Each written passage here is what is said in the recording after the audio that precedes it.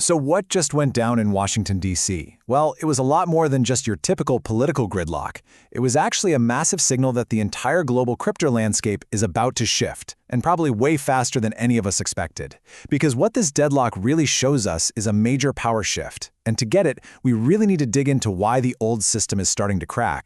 And this one sentence from our source material, man, it just nails it. It gets right to the heart of the whole thing. What we're seeing isn't just a little hiccup. It's a huge symptom of a much bigger problem. The old school ways of regulating money are just struggling to get their arms around this new decentralized world. And that, right there, is the big question we're tackling today. When the system we've always known can't keep up anymore, what's going to rise up and take its place? This isn't just a thought experiment. We're watching it happen in real time. Okay, so to really understand this shift, first we've got to look at where all this pressure is coming from. And it all starts with the regulatory paralysis that's basically frozen Washington. This image really captures the whole conflict. You know, the big story here wasn't about what was said in those meetings. The real takeaway is that major crypto platforms eventually just got up and walked away from the table. And they didn't leave because they were scared. They left because regulators were trying to shove this brand new, decentralized technology into ancient pre-internet legal boxes. It was like trying to fit a square peg in a round hole. It just wasn't going to work. So why doesn't it fit? Well, the deadlock really boils down to three core problems. First off, the regulators can't even agree on what crypto is. Is it a security, like a stock, or a commodity, like gold? Second, you've got agencies pushing for compliance rules that are frankly, technically impossible for some of these decentralized networks to follow. And third, the lawmakers, the very people who could write new rules for this new world, are totally stuck. They can't find a consensus, so nothing gets done. And all this inaction, it creates this massive domino effect. When innovation gets frozen in one country because of all the uncertainty, the money that's backing it doesn't just vanish. Nope, it migrates. It packs its bags and moves to places where the systems can adapt and evolve. So this gridlock isn't actually stopping crypto, it's just forcing it to move somewhere else. Now you might be thinking, okay, but surely the big players like Bitcoin can handle this storm, right? Well, this new environment is actually starting to expose some of Bitcoin's own built-in limits. This chart does a fantastic job of showing the disconnect. See, Bitcoin was built for slow, careful, consensus-based change. But the world today, it's demanding super fast upgrades to deal with things like quantum computing. Bitcoin is pseudonymous, but governments are now demanding full traceability. It's permissionless, which is great, but big institutions need clear compliance rules. The original blueprint is starting to clash with the needs of the modern world. So here's the key takeaway on this. Bitcoin's role is getting clearer and clearer. It's becoming our digital gold, a super resilient way to store value. But, and this is a big but, it was never designed to be the complete, all-in-one financial operating system that the world might need now. And this is where our story takes a really interesting turn. Because while the old guard is stuck figuring things out, a totally different model has been quietly growing in the background. One that, honestly, seems almost perfectly designed for this exact moment in time. Just look at the contrast on this slide. It's like night and day. On one side, you have the typical crypto playbook. It's all about anonymity, instant trading, and chasing those crazy price spikes.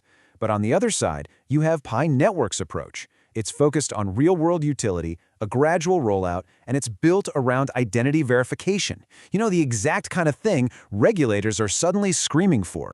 Because of this unique design, Pi ends up in what our source calls a regulatory gray zone. It's not a security, but it's not really a commodity either. Those are the old boxes that are causing all the fights in Washington. Instead, it's something new, a digital economic network. And this brings us right to the main event, because Pi Network's unique position allows it to make a strategic move in response to the very gridlock that's paralyzing everyone else. You know, for a long time, a lot of us were wondering about Pi's delayed mainnet launch. But this quote, it just flips the whole script. It wasn't a delay out of hesitation. It was a calculated strategy. Think about it. Launching right into the middle of this regulatory firestorm would have been a huge risk. They weren't hesitating, they were managing risk. And what just happened in the Senate? It's the ultimate proof that their strategy paid off. Pi basically played the long game, waiting for the old system to reveal its own weaknesses, to show everyone where its limits are. And that moment just happened. So, what's the checkmate move? The activation of a Pi Decentralized exchange, or a DEX. This timing isn't an accident. It's a direct, strategic response to the paralysis we're seeing in Washington. So why is a DEX the perfect play right now?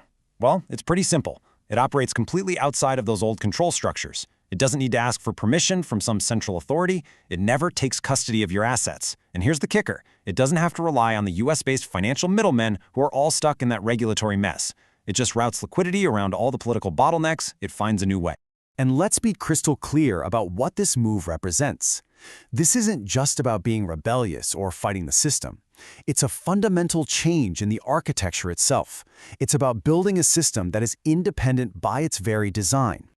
Now, let's zoom out for a second, because the implications here are massive. They go way beyond just one project. What we're really watching are the first pieces of a new financial order falling into place. This quote basically sums up the new rules of the game. Innovation is always going to outrun regulation. As the old, centralized points of control become choke points, they're going to break apart. And decentralized systems? Well, they are literally designed to find new paths and flow around those pressure points. So we end up with two very different paths into the future. Bitcoin has absolutely solidified its place as a store of value, a digital gold, where the main conversation is about price. Pi Network, on the other hand, is positioning itself as an entire economic operating system where the conversation isn't about price, but about function, about what you can actually do inside its ecosystem. And this final thought leaves us with a really powerful idea to chew on.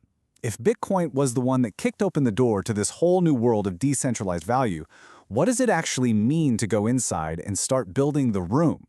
The answer to that question might just define the next chapter of finance.